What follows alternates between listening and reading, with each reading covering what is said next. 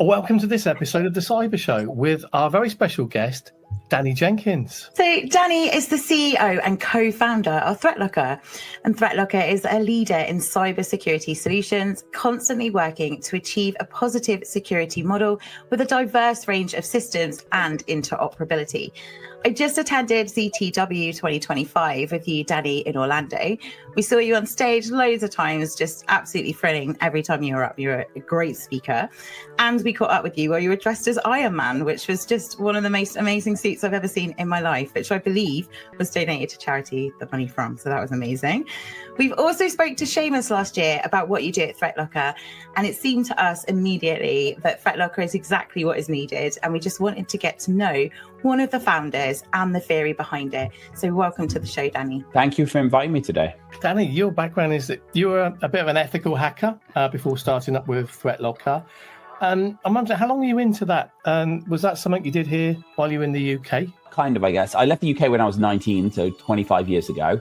And I started my IT career in the UK, but I suppose I was very short as a kid and I had a tough time at school. So my revenge was back in Windows 3.1 days, writing batch files to delete people's homework that I didn't like.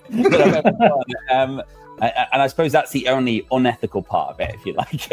And then I just really got into computers, and I didn't really start doing formal ethical hacking until after I sold an email security company. So 2014, I think, or 13. And I did it for a few years, and it mostly ended up turning into me getting called to help with ransomware recoveries. So what's your route into cybersecurity? Was it self-taught? Did you do it through research? Did you go to school? Or was it certification-based? So I left school at 15 in the UK, and I got a job in IT as an apprentice IT. I didn't really get into security, and security really wasn't a thing back then either. I suppose until about 2002. And what happened is I was working at a corporation in Ireland, and it was a big multinational called Kingspan, and they make building materials, and they acquired a lot of companies. And they didn't have an IT department at their corporate headquarters. And I was working at one of the divisions, and they called me up because they kept having issues, and then they suddenly started getting malware that spread across their entire global network. Wow. So I was kind of very young at the time, but I was the only IT guy that was in the corporate headquarters. So it almost became my responsibility to how do we secure a global network when every single division is autonomous? And of course, ransomware didn't exist then. It was viruses that said, I love you and things like that. But it became a corporate issue. So that's really where I started in security, was how do I secure 146 different sites without actually being in charge of them? It's great to kind of be thrown in the deep end like that. And, we've heard that story again and again from people that, cybersecurity didn't really exist when I started. And it's like that the industry has formed around what we already are and all of our various life experiences and practices. And we've kind of found ourselves thrown into the world in a sort of Jean-Paul Sartre kind of way. And that's really exciting because, it's not like you decided you were going to be into accountancy instead of being a lion tamer or something. Let's kind of take that a bit further and see, from that experience of ethical hacking, what was a sort of genesis for building a company that's based on a positive trust model. And in that sense, what does ethical mean here? And what I'm getting at, just to give it some context, is now we had Martin Smith the other day. His genesis story was he got conned. He was a victim of a fraud. And we've heard from many people in cybersecurity that there was kind of something that just, that tipped them. And they're just like, well, that's not okay. I'm going to do something about that. I think I've heard you talk about that a little bit before. Have you got a story there, Danny? Yeah, so essentially what happened was, I told this small email security company, and we decided that I wanted to do ethical hacking. I started off charging companies to go in and see their weaknesses. That didn't work so well, so I started making a different deal in that I'd say, rather than me charge you to see your weaknesses, you sign an engagement and I only get paid if I get in. And that meant if I couldn't get in, I didn't get paid. And I always took a different approach. So most hackers are looking at hacking books or going to hacking websites and using hacking scripts. I always thought about it from if we understand the IT systems, we understand human behavior, we can manipulate those systems and manipulate humans into doing things on the systems. And I could write custom malware that would never get detected. And so I started off doing that. And what happened was very, very quickly, my name got around as a security expert. So companies started getting hit by ransomware. And I wanted to start another business, but I really didn't want to sell to IT people again. I wanted to work in technology, but I'd done 10 years of selling to IT people, and I'm an IT person and I'm busy all the time and I forget to show up on calls. So I said I didn't want to get into, I wanted to do something in healthcare tech or something like that. But I got this call, and there was two cases, but the first, probably the most impactful one, was it was an IT company in Australia called me and said, hey, can you help with the ransomware recovery? And I got on, and they'd paid the ransom. All their data was gone. They paid like $22,000. They didn't get their data back when they paid the ransom. And the owner of the company calls me a week later, and I'm trying to recover it. So I'm doing everything. I'm using on-track data recovery to do low-level disk recovery. I'm restoring Exchange files from OST files. All options are gone now, and the SQL Server was dead. Everything was gone. So we're recovering all these files, and the owner, who's a 60-something-year-old man, calls me, and he's coming up to retirement. And it's it's a broker, I guess, a 50-user company, and he starts crying on the phone. But when men start crying on the phone, and I'm like, oh crap, what am I going to do? And he's like, is my business gone? And I couldn't tell him no. And he survived. We got through it. That was the first point. And when I said to him afterwards, when we got it up and running, and it was painful for him. So what can I do? And I said, just block everything. Just block all untrusted software. Only allow what you need. It was not block everything, but just allow what you need. And his IT company told him I was smoking crack. And it was impossible. And I think that was the first point. And it kind of started niggling with me at that point that I need to do something and build this so it's viable. The problem was the cost of building this was going to be so great I could never make money because people weren't buying it. And it was only 2017 when WannaCry came out. At this point, I'd written a concept of the software. We had it working and functional, but it wasn't smooth. And in 2017, when WannaCry came out, that's when it changed, because I was like, it just blocks it. And I was like, we got to forget that enough people aren't buying this. We've got to make the whole world realize this is the way to secure your environment. And that's when it just went off. I was like, okay, I'm giving up everything. And, I gave up, stopped working, stopped earning income. I got into credit card debt. I was like, this is happening, and we're going to change the world, and we're going to change the way that people think about security. The way I think about security is we have to stop thinking about what do I need to prevent, and we have to start thinking about how do I make my system more secure. But I think about hacks that haunt me and things that haunted me in time. This hack didn't haunt me. It was very easily done. It was very obvious how it happened. It was awkward because there was someone upset. I think that when I think about stuff I've seen, I think the first time I saw a rubber ducky hacking device, what my problem is I thought as an IT professional, as a security professional, that that USB devices are drives. So if you plug them in and you don't have auto run enabled, you can't get infected. And so I think, while conceptually I think, well, that's so simple, that really scared me in that was a big wake up moment, in that what you don't know will hurt you. Absolutely. And the first time I saw that, and we have a new one here a demonstration we made, we'll show in Zero Trust Vault next year, where you plug it in. And I won't give any vendor names, but I went to one of our investors who's using actually one of our competitions, big corporation, and I asked them to plug it in. I told him what it was going to do. And he had one of the biggest EDR providers out there, and he plugged it in and it took screenshots of his machine every minute and just emailed them to me. I showed him and we unplugged it and we killed it. But it was but that scared me because I didn't know about it. And if you don't know about something, then you realize, what else don't I know? I think the other thing what keeps me up at night is things like SolarWinds Orion. Because of course that affects me personally more if it was to happen to me. But I think, well, one is I could be running a piece of software. How does that not eat my data? But other thing is, we have so many controls, so scared that someone in Russia is going to try and get into Threatlocker source code. That keeps me up at night. We raised that in another forum. I think we were talking about supply chain attacks, probably with Seamus. I think we were saying, how do you know that you haven't been owned and therefore all of your clients are? And he was kind of quite adamant about good into compartmentalization and isolation. But these kind of class type threats that can migrate horizontally very, very quickly are absolutely terrifying, because you can just wake up tomorrow and find out your entire ecosystem's been owned, and that's bad. But now, when Helen and I looked at in our systems theory stuff, enumerating badness, this idea that what you don't know can hurt you, there's no end to that anxiety and that bottomless pit. And so let's emphasize this turnaround that you've made to a positive security model, or the trendy word, zero trust approach, which is to ring fence in what you allow and the scope of your of what you really care about, because you might not know about these other things outside of it, but you've put them outside of your scope, so you don't have to worry so much. Would you like to elaborate on that a little bit, Danny?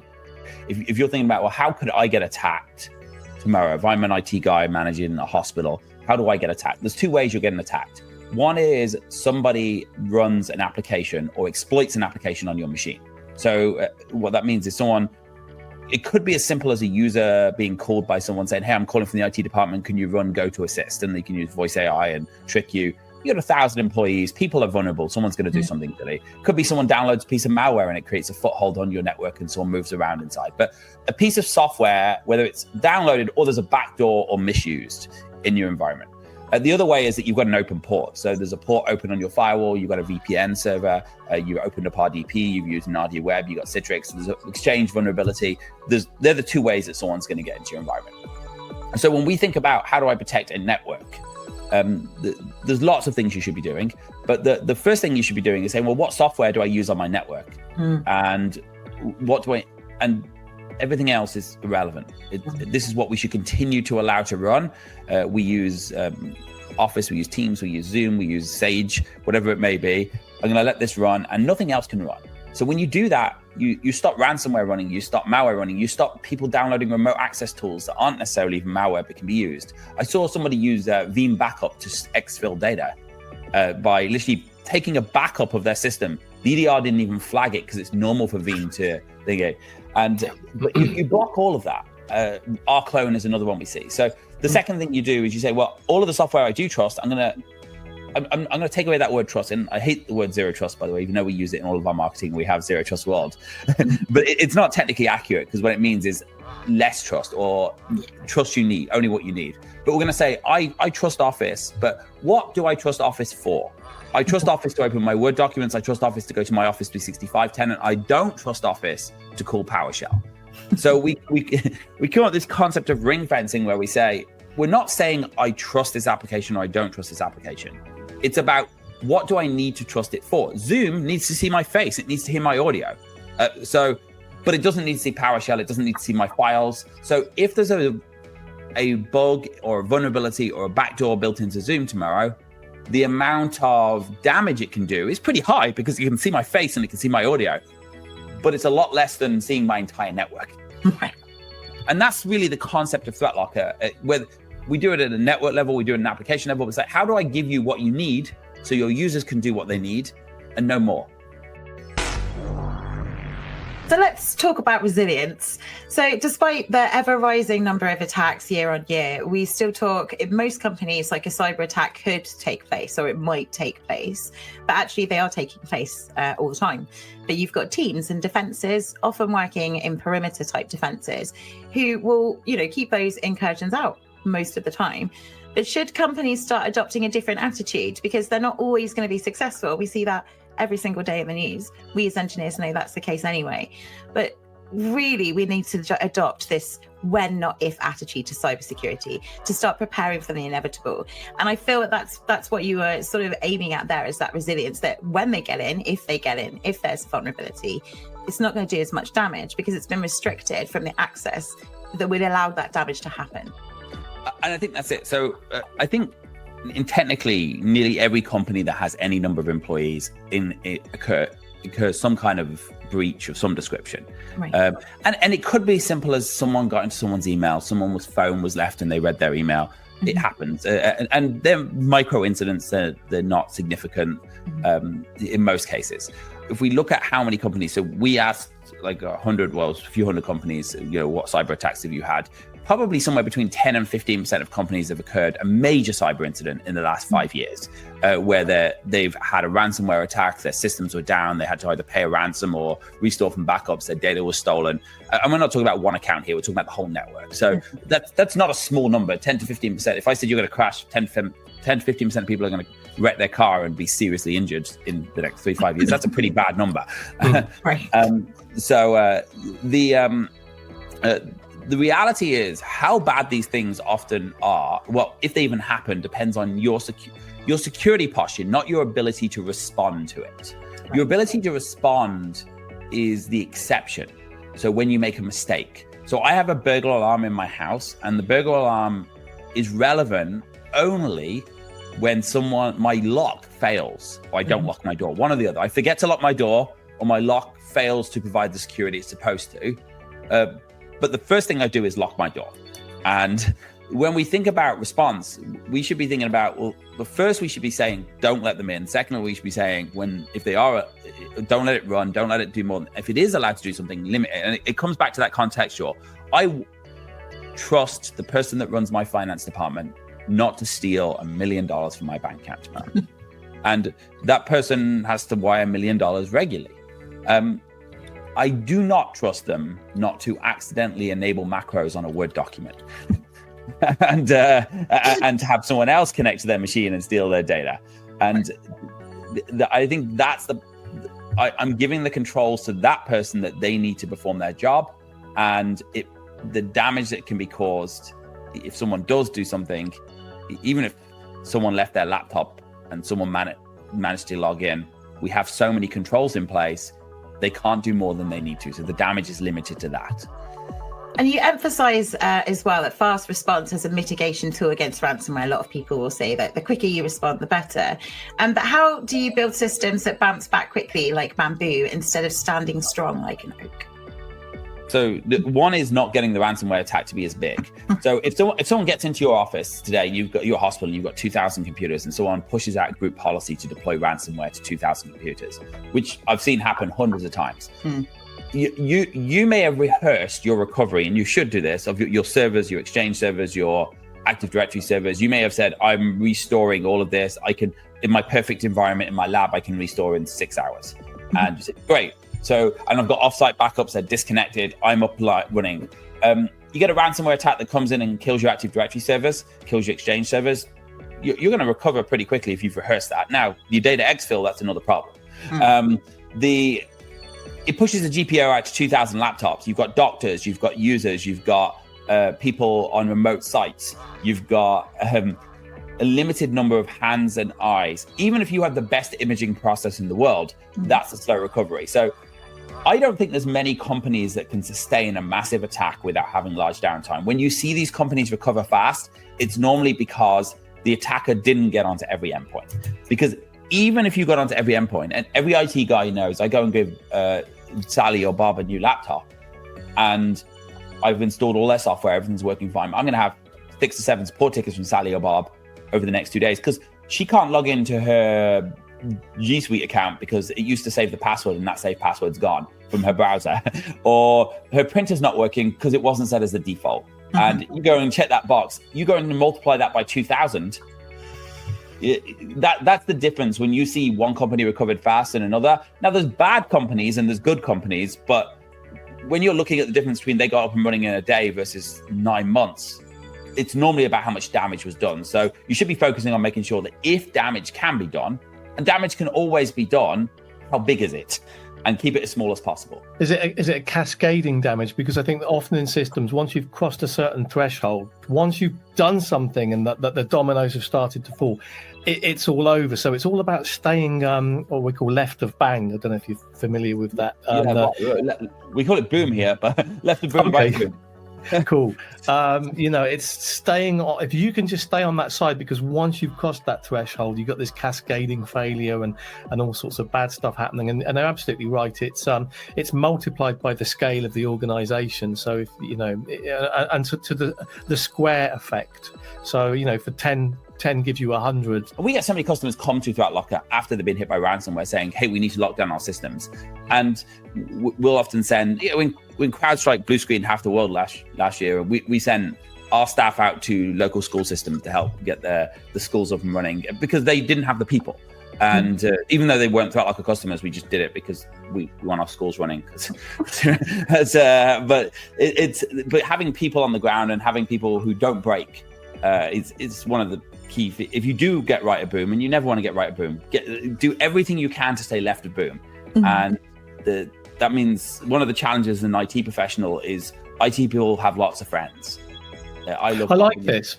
Let's just expand that a moment, Danny, because yesterday, a couple of days ago, we were talking to the SASIG about the importance of community, of friends, of people to reach out to.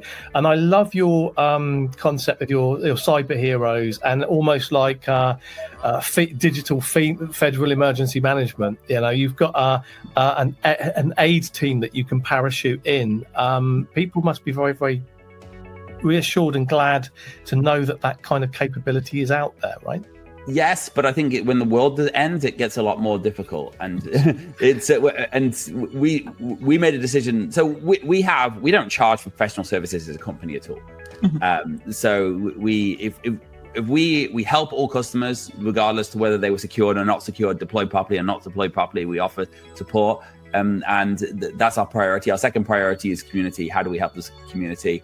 And sometimes that literally means having talking about rubber duckies, they're great hacking tools, but they're also really, really good tools for automating rebooting into safe mode and deleting files that stop a blue screen. So that was really useful in the case of recovery. So we'll send those people out. But I think having that community, but also using your own team, people often, like I've seen so many companies have gone into, they've got 2,000 laptops they have to re-image, and the IT team has 5 people. There's normally, in 2,000 laptops, there's normally another 20 people who can install Windows in that organization, and you can just pull them in. Like, go and get the sales guys who know how to install Windows to help. Yeah. But again, get left of boom. If you don't get hacked is the key. So in an organizational model, there's internal and external security point of views. Gatekeepers will manage the external face and policy manage the internal. Whichever side of the wall you're on, trust requires effort and energy. Someone has to monitor trust, sense trust, and build trust, judge trust. So who pays? Who executes? Who takes the strain of establishing and maintaining trust values? The policy is a piece of paper. It's written by internal people or business people that have said you're not allowed to do this. You have a policy that says you're not allowed to work overtime, which would be a crazy policy in Florida. But you can have those written policies. Tangible controls are internal to the business as well, and they're quite often implemented by technology people. And that is the actual thing that makes the policy real, because we have a policy that you can't drink more than 2 drinks at a trade show if you're a Threatlocker staff, or a drink every 90 minutes. By the way, that policy gets broken. What stops it getting broken is if it gets broken significantly, we can't physically stop them drinking, but we write them up and they're punished. It doesn't work the same with ransomware, because if someone gets hit by ransomware, you can't write someone up and punish them. It's too late. But I think it becomes the first thing you should do as a company is decide who needs access to what and what is their job. The second thing is you should use the technology at your hands to make it so the maximum controls are implemented. And we start off with the biggest wins, because first of all, you could do this all day long and you could still not be perfect. But you say things like, I'll block untrusted software, I'll take away admin rights, I'll grant file access where file access is required. They're big wins, very easy to do. The second thing you can do is you can now start implementing monitoring tools. And I think the person who monitors it should be the managers of the company, and the person who implements should be technology. And you could say things like, for example, we have a tool that says my CFO can upload files to the internet because he needs financial files. But if he uploads more than, I can't remember the number, let's say 50 in an hour, we automatically shut that ability away, because that's the automatic reply to something outside of the normal. Mm-hmm. So I think it's a combination of technology versus, and whoever implements technology, and business, and monitors should be the business owners. And I don't mean the people who own the company, but I mean the people who own that process in the business. So we want to move a little bit more away from those sort of silos that businesses are currently in, where you'll have your techie team often in the basement and you'll have your executive teams on the other side of the building miles away, and they don't really interact with one another too often or engage with each other. And actually what we're seeing is there's a push for cybersecurity and IT actually to move much more up the building into that executive layer so that they can work together more cooperatively. I'm a techie person, and I have a team of technical people that are assigned to me because I need business things. So I'll often ask them to research things or have a look at things. Now, we're a technology company, so that's not, but it's, if you as a business use technology, you can actually be better as a business. You can help efficiencies and have technical people embedded into the process, just like you do financial people embedded into every department. You should have IT embedded into, and I use the word IT. It seems as though IT has taken the responsibility to security. In the perfect world, they don't, but they also execute so much of it. Mm-hmm. But you should have someone with technical security, IT embedded in your process, and you should tell them what you need, and they should be telling you how you can limit that to the least amount of privilege possible. And if you get good technical people, if you get good security people, they don't slow down the business, they bring it forward. What is the relation between identity and trust? So how do we know who to keep trusting, and what happens when they change? Again, it comes down to, it's not really about trust and not trust, full stop. It's about requirement to do a function. Mm-hmm. And at the end of the day, we had $50,000 stolen from our bank account by one of our financial people. They had access to the data. I mean, it happens. Like I think it's got nothing to do with, do I trust this person? If there's two requirements: give them access to the data, to the applications, to the systems that they need access to. And if they don't need access, don't give them access. And the second thing is, have a system to monitor that access for anomalies or certain excessive use. So, and people change, and if something comes up and someone changes, you can monitor for certain behaviors that might cause change. So in our finance department now, we implement regular credit checks to see if someone got into a hole. Does it mean someone's not going to steal from us? Probably not. That's the same principle. You decide what risk you're willing to take in your business with a certain aspect. So we decide up to this amount of money, we think it's cheaper for us to take the risk and lose it so often. Over that, it's not. For this group of users, they need to run certain amount of software that is considered IT tools and could be used by hackers. But for the rest of the group of users, we don't. Just give them what they need. If someone becomes a bad person tomorrow, they're going to become a bad person. If they only have access to their customers' data and they're in sales, then the damage they can do to your company is their customers' data. I think you're always on the losing side there, where you try to pin down identity. It's much more mature to look at behavior and then to be very reactive to bad behavior. So I don't know about bad behavior though. That's the word that's difficult. Okay. Yeah, because and the intent of behavior, and I think identity plays an important part with behavior. Limitations, and it's not normal for a salesperson to upload financials to the internet. Yeah. It is normal for the CFO to send financials to investors. So I think identity is really important, but cross-reference with behavior. And I also don't think there's a good or bad behavior. If you take a piece of backup software that takes all your files and uploads them to the internet, is that good or bad behavior? It's depends if it's your backup software. But if it's a piece, so I think what you have to cross-reference. And I know the word identity often refers to person, but it doesn't have to be person. You have to. Yes, it could be role. Yeah. Well, it could be role, but it could also be technology or software, or it could be an application. So knowing what, maybe it's not identity, what, who, and you're looking is the object, the source of the object, and what it did is really important. So I think it's absolutely a good point. You have to look at behavior, but you can't just look at identity and you can't just look at behavior. You also brought up another really good word there, Danny, which was intent. And there's a huge rabbit hole to go down. Probably not today, but the idea of second guessing intent or proscribing intent and so on is also part of that. Yeah. It's a problem with AI, and this is the challenge. I mean, AI has become a huge, dirty word, but it's when if you're trying to detect bad software, for example, there's two ways you're doing it. You're looking at a bad list, or you're looking at what it does. Is what it does what it's bad? So if the software is taking your files and uploading them to the internet, or that's potentially bad software, but it could also be good software if it's backup software. So, and also, I mean, we see the same. I onboarded a customer who had 5 remote access tools on their computers, and they only knew about one of them. Whoa. And they were all good tools. I use the word good tools. They weren't all good tools. Some of them I'd never install, but they're all the vendor wrote them with good intent, but they're all being used with bad intent. Computers can't decide that. AI can't decide that. There's a platonic question about kitchen knives in there that we can explore another day. Yeah. I mean, same scenario. And do you know what? It's really interesting because AI did really take the tech world, particularly the cybersecurity world, by quite a shock. So I remember only, 4 years ago, I had a really heated debate with a very experienced security architect. And he was saying that there's going to be absolutely no AI whatsoever in our workplaces, that it won't impact cybersecurity at all.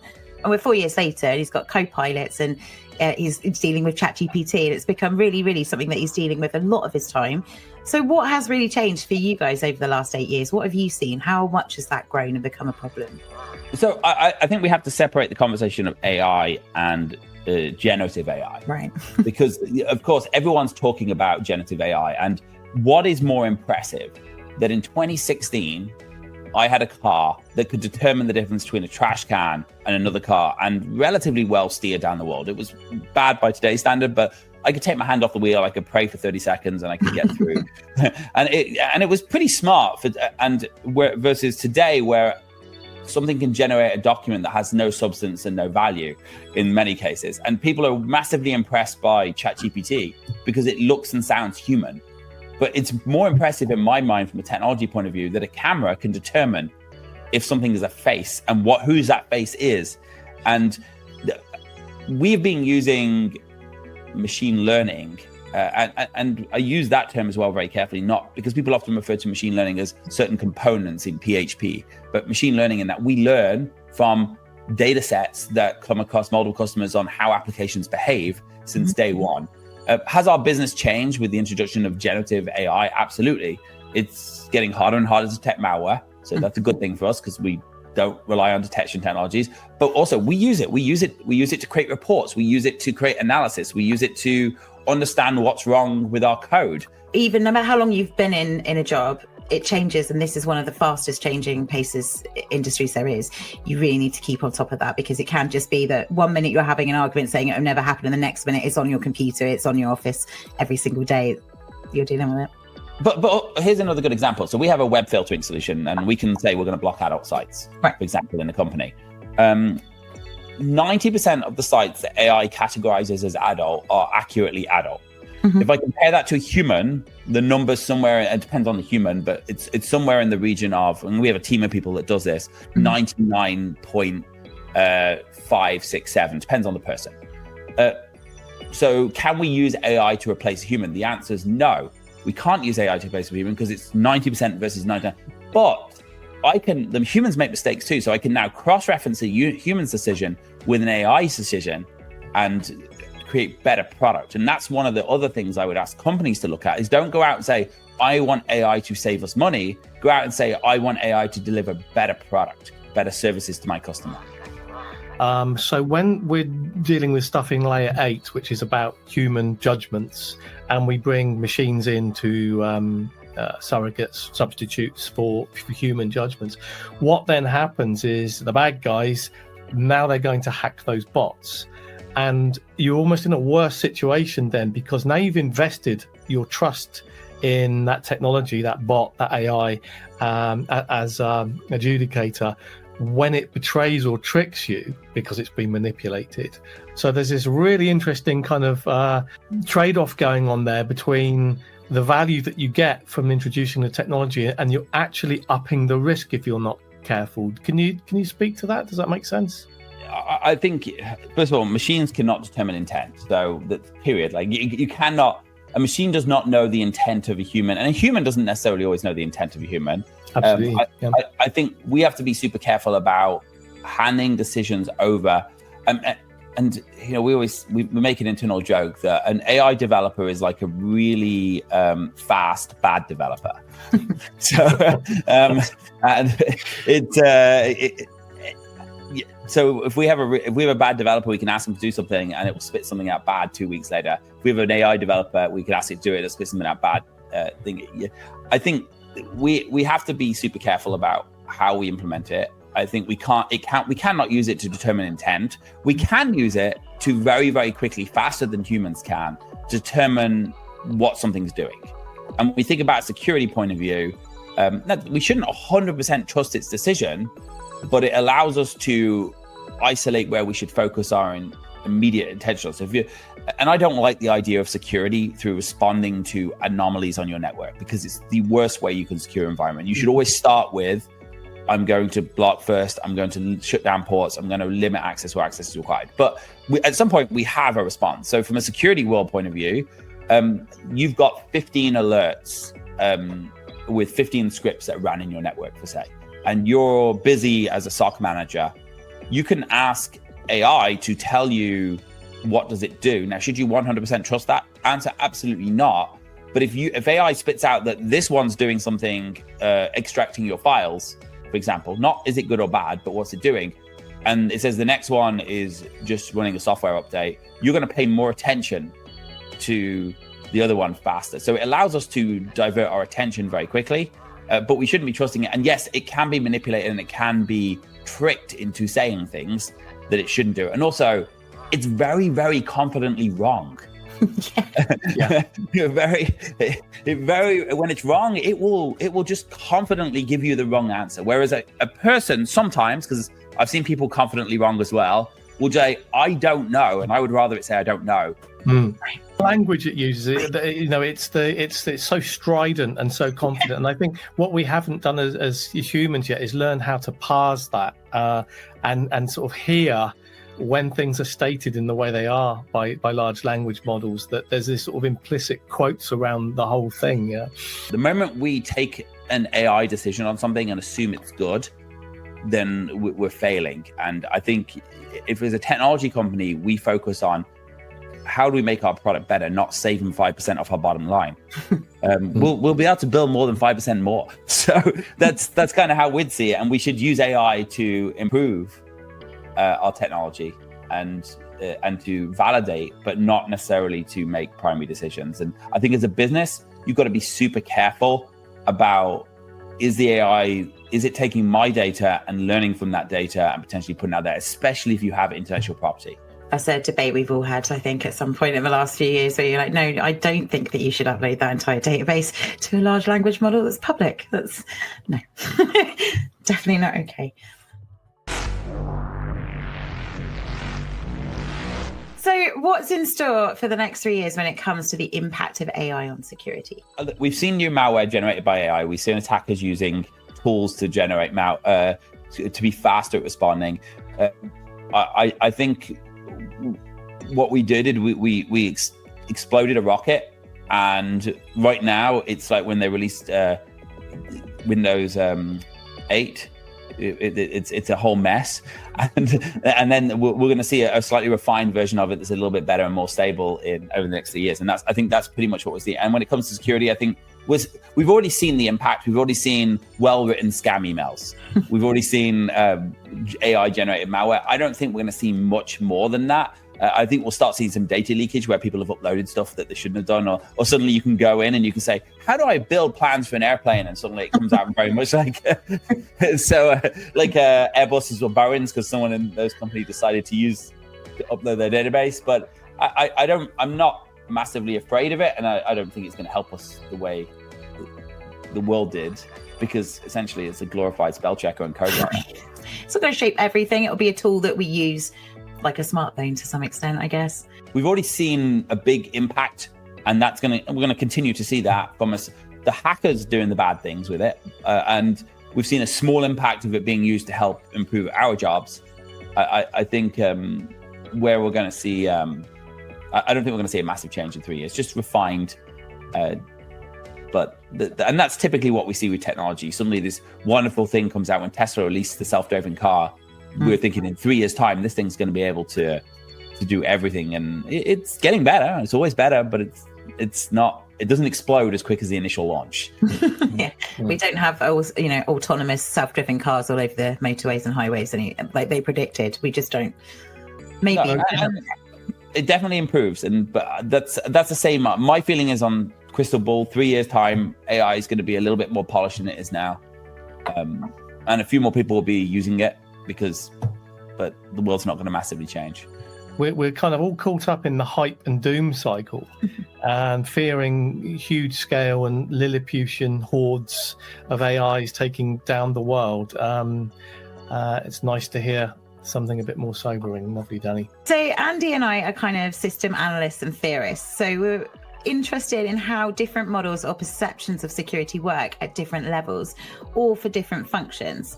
So how do positive security tools help out in the human layer of security to help staff make the right decisions? Okay, I'm going to really simplify security into a triangle. There's 3 ways you can stop any cyber attack, or 90, not any, but most cyber attacks. The first one is, and I'll use 2 examples. You get a phishing email tomorrow, and you get a link saying, hey, you need to log into your Office account to upgrade your credentials. And the second one is you get an email with a piece of malware. So two entry points of attack. There's 3 ways you can stop that attack. The first one is don't click on the link. It's simple. Don't download the malware. Don't click on the attack. And we have gone through an evolution of trying to train people to be different. And I'll go into why that's not possible in a moment, because I've got a good story on that. The second way is you can detect something bad. So when you click on that link or when you download that piece of malware, it is a known piece of malware and therefore it's detected and blocked, or that is a known bad phishing site and it's detected or blocked. So that's the second way you can stop that threat. The third step is you can put a control in place. Now, both of those have 2 very different controls. The first one, which is phishing. How can I stop someone clicking on a link and giving their Office 365 password? I can't control the user. I can't control if it's going to be detected. But what I can do is ensure that there's dual factor authentication at the other end of that. So when they steal their password, it's effectively useless. And what I can do is make sure that any software that isn't permitted by the business isn't allowed to run by the business, even if it's a piece of malware. So I think when we think about layer 8, technology is what stops our users becoming vulnerabilities and controls in technology, particularly. And I said I'd get back to why you can't fix the person. I got really mad with someone once, and I was like, why would you click enable macros? Did you not see the security warning? And in my mind, it's like, and I was younger and more naive at the time. And I said, are you stupid? Like, what is wrong? Why would you not read the warning and see it? And then they pointed something out to me. They downloaded a file from the internet and they said, this gives me a warning, but I'm supposed to do this because that's what I do every day to read resumes. When I open the file, it gives me another warning. When I do this, it gives me another. Why can I click on yes to that warning and not to the next warning? And for me as an IT guy, really, really simple. But as a user who's been pumping data into QuickBooks or some financial system for 5 years, they cannot comprehend the difference between a macro and, hey, this file was downloaded from the internet. Are you sure you want to run it? Yeah, it's a Word document. I'm just trying to open someone's resume.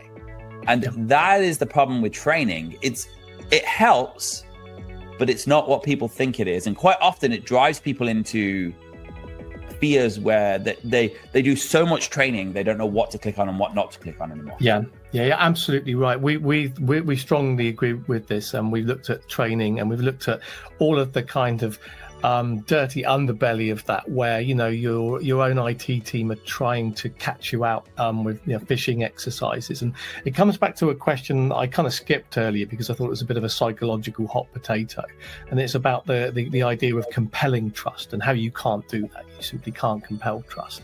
But what you can do, which is very corrosive, is to put someone into a working environment, exactly as you say, where it's their job to do these things that you're constantly advising them not to do. So they're like in the kind of HAL 9000 situation there, because they've got conflicting orders, and something's going to have to give. I think that the answer is put controls in, make it so they can't cut themselves. There's a cover on the knife, and they can't, but they can still continue to do their job, and then the users won't be so scared. And where we should focus on training is actually the common things that we want people to know. Like, everyone who starts at Threatlocker gets a text message from someone. We don't send it, by the way. Someone on their personal phone saying, "Hey, this is Danny. Can you text me when you're in the office?" And that's a very common attack method. So we can just say, okay, this is happening. This is most relevant and topical. People are more likely, if you give someone 3 things to do, they'll probably do it. If you give them 300, they may do none of them. 6 plus or minus 2, so Miller's magic number. So as soon as that 6th one comes in, something drops off the bottom of the stack. And actually, we do that. We even know that with IT people, because we do that with our report. We do I think we do 6 or 8 on our IT report. We used to give people a list of software. So when you deploy Threatlocker, you're going to get a list of the 500 applications you run. We're going to show you every app, what it has access to. This has access to your passwords in browser, and it's made in China. It's a coupon clipper. This is able to encrypt files. This was made in Russia. We used to show them the whole list. And we still show them the whole list, by the way. But at the very top of the list, it's got, I think it's 6 applications. Here's 6 applications you should prioritize that you should look at. So we're going to take your worst 6 applications and give them to you. And tell you to prioritize them, because it might be 8. I have to look at the report, but we found that when we gave the 500, no one even looked at the report. And so we also discussed the insider threat quite a bit on the show, and we understand how training awareness, what we were just speaking about, it can help. But we also notice that a happy and cooperative workplace filled with people on the same mission with high levels of internal trust and loyalty is more ideal.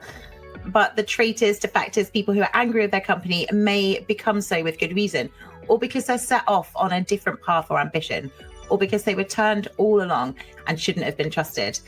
But we would like to say that we've now met Threatlocker staff both in Europe and in the US, and that's just random events. Like, we go to events and we just find them, they're always fantastic because they're happy. And it's one of the things that we say very often is that if staff are happy and they feel they're in a cooperative environment, they're less likely to become an insider threat. So what's your secret? How's everyone at Threatlocker just absolutely loving their jobs? So not everybody is loving their jobs. Well, the ones we met certainly were. Yeah, I can promise you. So look, I try and do a couple of things. One is, I think everyone needs to be fighting for the mission that we have. And if you don't believe in what Threatlocker does, we try and remove you from the company. We try and or change your opinion. And we also try and not hire you to begin with. You have to believe in what we do. If you don't believe in what you shouldn't be here. So I think that helps. People should believe in your mission, your company, what you're trying to achieve. And it works. And I think there's 2 types of people that start at Threatlocker. There's people who really, really love what we do, and there's people who really don't like us at all. And we try and get rid of them really fast. We try and move them on because they're toxic. They bring down the environment, and you're never going to have a 100% success rate at that. So we wonder, what advice you give to companies out there, maybe startups, maybe even mature companies that are transitioning into sort of cybersecurity, how to treat their staff well, attract and retain talent, and how to build a good company. You have to care about what you're doing and why you're doing it above money, above anything else. And if you don't care about it that much, then you will not survive. It's one of the most stressful things in the world. You give up your entire life. It's not a work-life balance situation. It becomes an entire integration into your entire life, your children, everything. So I think if you're going to start a company and you're not in that mindset, don't do it, because you will not succeed. Because the moment it becomes work and the moment it becomes not your entire life, it's going to fail. I think building talent out, it's hard. First of all, it's really, really hard, and it's getting harder. The economy is in a great state despite craziness on Wall Street. It's in a really good state, which means there's lots of jobs out there right now, which means anyone you're hiring is quite often you're scraping the bottom of the barrel. I think the big things that I learned is you will not find rock stars. It's unlikely you'll find an experienced rock star. Your rock stars are going to be the people you train, the people you bring up, the people who learn your way of doing things. So if I look at, I've got 180 salespeople, somewhere around that area. If I look at my top 5, 0 of them were salespeople before. Now we hire existing salespeople, 0. Like none of them have any sales experience. And that's just one part of the business. And I think that's the same in everything. So try and build a team of really, really smart people. But don't necessarily look for experience everywhere. You need experience in some places, but you don't necessarily need experience everywhere. So I think where we've got done really well is hiring juniors, giving lots of opportunity, but being completely honest with what we expect from them. Because at the very least, if you started this job and you say, I didn't know it was going to be this hard. So, well, we told you, like, don't do it if you don't want to do it. So I think being honest, finding just smart people in general, and being as close to them as possible. I have a really nice office here, and I spend less than an hour a day in it. And I think that's my hour, is this hour. So I try and be on the floor. I help with support issues. I solve customer issues. I'll sit down and write code. I'll sit on the marketing floor. And it shows people you're willing to get in the trenches as well. Create the minds that you want rather than go out looking for them. Some of the masterminds that we've come across as well haven't had experience. You know, they've come into it, well, they've got experience just like you did, where they've done ethical hacking, or they're really good with computers, or they've even worked with computers, been thrown in at the deep end, but they're not got that 5 years on their CV, and they're often overlooked. A lot of the time they find it harder to get in, and they're some of the best staff out there. Smart and hardworking people are always going to be, I ask for 3 things from our staff: skills, hardworking, and really care about our mission. And if we always say we'll accept 2, once you get down to 1, so we've got salespeople that aren't the best salespeople, but they really care about what we sell. They really care. So they're delivering enough value to the business, and that we've got salespeople who are complete rock stars. But if they don't care and they're not willing to work hard, I'd rather them not be here. And they're the same on technical people. And thank you for joining us on the Cyber Show, Danny Jenkins. It's been an absolute pleasure to get to know the co-founder behind Threatlocker. Thank you, Helen. Thank you, Andy. Thanks very much for joining us, Danny.